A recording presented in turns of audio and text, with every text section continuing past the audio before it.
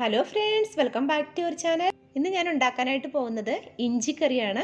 ഇഞ്ചിക്കറി പുളി ഇഞ്ചി എന്നൊക്കെ പറഞ്ഞാൽ എല്ലാവർക്കും അറിയാവുന്നതാണ്. നമ്മൾ ഏതൊരു സദ്യ കഴിക്കുമ്പോഴും അതിൻ്റെ കൂടെ ഒരു ഇഞ്ചിക്കറി ഉണ്ടാവും. അപ്പോൾ അത് ഉണ്ടാക്കാനായിട്ട് ഞാനിവിടെ 150 ഗ്രാം ഇഞ്ചിയാണ് എടുത്തിട്ടുള്ളത്.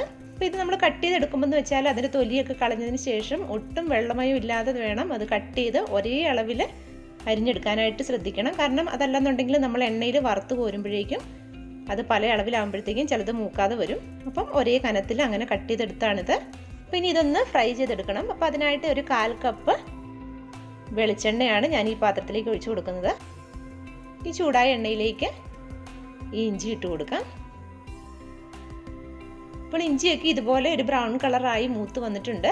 അപ്പം നമുക്കൊരു ചെറിയൊരു ക്രിസ്പിനെസ് പോലെ നമുക്ക് തോന്നും. നമ്മളൊന്ന് എടുത്ത് നോക്കുമ്പോഴേക്കും ആ ഒരു പാകം ആകുമ്പോഴേക്കും ഇത് എണ്ണയിൽ നിന്നും വറുത്ത് കോരി മാറ്റി വെക്കണം. അപ്പം ഞാനിത് ഈ ഒരു പാത്രത്തിലേക്ക് മാറ്റുകയാണ്. ഈ ഇഞ്ചി കോരി മാറ്റി വെച്ചതിന് ശേഷം അതിലേക്ക് ഒരു 10ഓളം ചെറിയ ഉള്ളി അരിഞ്ഞതും ഇട്ട് കൊടുക്കാം. അതിൻ്റെ കൂടെ തന്നെ ഒരു പച്ചമുളക് വട്ടത്തിൽ അരിഞ്ഞത്. കാരണം ഇത് രണ്ടും കൂടി ചിലവർക്കൊക്കെ ഒരു സംശയം തോന്നുന്നത് എന്താ രണ്ടും കൂടി ഒന്നിച്ചിട്ട് വറുത്താലെന്ന്. കാരണം ഉള്ളിക്കിടെ രണ്ടിൻ്റെയും വേവ് വ്യത്യാസമാണ്. ഇഞ്ചി മൂത്ത് വരാനായിട്ട് കുറച്ച് സമയം എടുക്കും. ആ സമയത്ത് നമ്മൾ ചെറിയ ഉള്ളിയും കൂടി ഇട്ട് കൊടുത്താൽ ഉള്ളി കരിഞ്ഞും പോകും. അതുകൊണ്ടാണ് രണ്ടായിട്ട് വറുത്ത് കോരുന്നത്. ഈ ഉള്ളിയൊക്കെ ചെറുതായിട്ടൊന്ന് വഴന്ന് വരുമ്പോഴേക്കും ഇതിലേക്ക് ഒരു തണ്ട് കറിവേപ്പില കൂടി ചേർത്ത് കൊടുക്കാം. ഇനി ഇതും കൂടി ഒന്ന് ബ്രൗൺ കളർ ആകുന്നോടം വരെ വെയിറ്റ് ചെയ്യാം. അപ്പം പച്ചമുളകും ചെറിയ ഉള്ളിയെല്ലാം നന്നായിട്ട് മൂത്ത് വന്നിട്ടുണ്ട്. ഇനി ഇതും കൂടി എണ്ണയിൽ നിന്ന് കോരി ഒന്ന് ആറാനായിട്ട് വെയിറ്റ് ചെയ്യണം. അപ്പം നമ്മൾ ഫ്രൈ ചെയ്ത് മാറ്റി വെച്ചിരുന്നതെല്ലാം നന്നായിട്ട് ആറിയിരിക്കുകയാണ്. ഇനി ഇത് മിക്സിയുടെ ജാറിലേക്ക് ഇട്ടിട്ട് ഒന്ന് പൊടിച്ചെടുക്കാം. അപ്പോൾ പൊടിക്കുമ്പോൾ നമ്മൾ ഒരുപാട് അങ്ങ് പൊടി പോലെ ആക്കി എടുക്കണ്ട, ചെറിയൊരു തരിയോടുകൂടി വേണം പൊടിച്ചെടുക്കാനായിട്ട്. അപ്പോൾ ഇതെല്ലാം കൂടി ജാറിലേക്ക് ഇട്ട് ഞാനൊന്ന് പൊടിച്ചെടുത്തുകൊണ്ട് വരാം.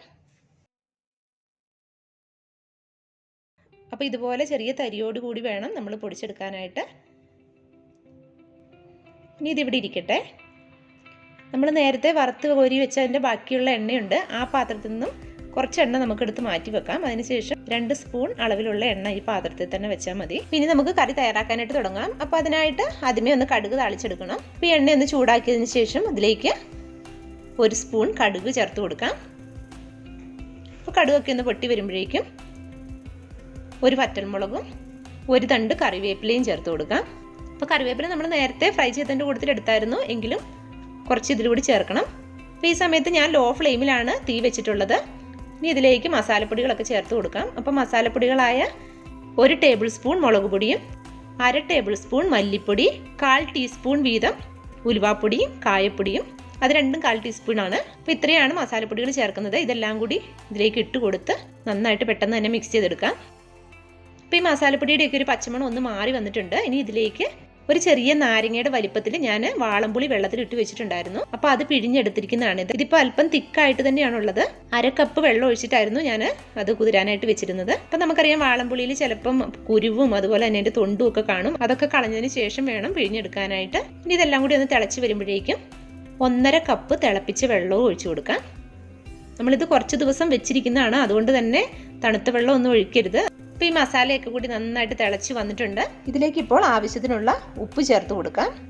ഇനി ഈ തിളച്ചിരിക്കുന്ന ഈ മസാല കൂട്ടിലേക്ക് നമ്മൾ നേരത്തെ പൊടിച്ചെടുത്ത് മാറ്റി വെച്ചിരിക്കുന്ന ആ ഇഞ്ചി എല്ലാം കൂടി ചേർത്ത് കൊടുക്കാം. അപ്പോൾ ഇതുകൊണ്ടാണ് ഞാൻ പറഞ്ഞ ചെറിയൊരു തരി വേണമെന്ന്. അല്ലെന്നുണ്ടെങ്കിൽ നമ്മൾ തീരെ പൊടിയായിട്ട് പൊടിച്ച് കഴിഞ്ഞാൽ നമ്മൾ ഇഞ്ചിക്കറിക്ക് ആ ഒരു ടേസ്റ്റ് നമ്മൾ കഴിക്കുമ്പോൾ അത്രയും ഒരു സുഖം ഉണ്ടാകത്തില്ല. ഇനി ഇതിലേക്ക് ഞാനിപ്പോൾ 4 ടേബിൾ സ്പൂൺ ശർക്കര ചിരകിയതാണ് ചേർത്ത് കൊടുക്കുന്നത്. കറുത്ത ശർക്കര ഉണ്ടെന്നുണ്ടെങ്കിൽ അതാണ് നല്ലത്. അന്നെങ്കിൽ നമുക്ക് ആ നല്ലൊരു കളറ് കിട്ടത്തുള്ളൂ. നമ്മുടെ കയ്യിൽ സാധാരണ വെള്ള ശർക്കര കിട്ടും. അപ്പോൾ അതാകുമ്പോഴത്തേക്ക് അത് ഉപയോഗിക്കാതിരിക്കുന്നതാണ് നല്ലത്. കാരണം അതാകുമ്പോഴത്തേക്ക് ഒരു ഒട്ടും കളർ ഉണ്ടാകത്തില്ല. പിന്നെ ആ പുളിയുടെ കളറും ശർക്കരയുടെ കളറും ഒക്കെ കൂടി ആകുമ്പോഴത്തേക്കും ഒരു ലൈറ്റ് കളർ ഉണ്ടാവും, അത്രയേ ഉള്ളൂ. ഇനി ഇതെല്ലാം കൂടി ഒന്ന് നന്നായിട്ടൊന്ന് തിളച്ച് വരണം. ഇതിനി ഒന്ന് കുറുകി വരണം. നമുക്കറിയാം ഇഞ്ചിക്കറിയുടെ ഒരു പാകം എന്ന് പറയുന്നത് ഈ ഒരു കൺസിസ്റ്റൻസി ആയിരിക്കണം. ഉപ്പും മധുരവും ഒക്കെ നമ്മുടെ ആ ഒരു ടേസ്റ്റിനനുസരിച്ച് ബാലൻസ് ചെയ്ത് വേണം നമ്മൾ ചേർക്കാനായിട്ട്. ചിലപ്പോൾ നമ്മൾ ആ ഒരു ചെറിയ നാരങ്ങയുടെ വലിപ്പത്തിലുള്ള പുളി എന്ന് പറഞ്ഞാലും അതിന് ആ ഒരു കറക്റ്റായിട്ടുള്ള പുളി ഉണ്ടാവണമെന്നില്ല. അതുപോലെ തന്നെ ശർക്കരയാണെങ്കിലും അപ്പം നമ്മൾ കഴിച്ച് നോക്കുമ്പോൾ നമുക്കറിയാം അതിലെന്തെങ്കിലും ഒരു കുറവ് വന്നിട്ടുണ്ടോ എന്നുള്ളത്. അപ്പോൾ ഇതിലിപ്പോൾ എല്ലാം കറക്റ്റാണ്. അപ്പം ഞാനിപ്പം കറക്റ്റ് ഈ ഒരു പാകം ആയാൽ മതി. നമ്മുടെ ഇഞ്ചിക്കറി ഇവിടെ റെഡിയായി. ഇനി ഇത് ഫ്ലെയിം ഓഫ് ചെയ്ത് വെക്കാം. ഇതിപ്പോൾ നമുക്ക് ഒരു ദിവസം അല്ല 2 ദിവസം വരെ റൂം ടെമ്പറേച്ചറിൽ പുറത്തിരുന്നാലും കുഴപ്പമൊന്നുമില്ല, കേടുകൂടാതിരുന്നോളും. ഫ്രിഡ്ജിലാണെങ്കിൽ 2 ആഴ്ച വരെയൊക്കെ നമുക്കിത് സൂക്ഷിച്ച് വെക്കാനായിട്ട് പറ്റും. ആ ഒരു ടേസ്റ്റും മാറാതെ തന്നെ നമ്മളൊരു എയർ ടൈറ്റ് ആയിട്ടുള്ള ഒരു കണ്ടെയ്നറിൽ അടച്ചു വെച്ചാൽ മതി. അപ്പോൾ നിങ്ങൾക്ക് എൻ്റെ ഈ റെസിപ്പി ഇഷ്ടമായിട്ടുണ്ടെങ്കിൽ ലൈക്ക് ചെയ്യുക, അതുപോലെ തന്നെ ഷെയർ ചെയ്യാനും കമൻറ്റുകൾ അറിയിക്കാനായിട്ട് മറക്കരുത്. Thank you for watching.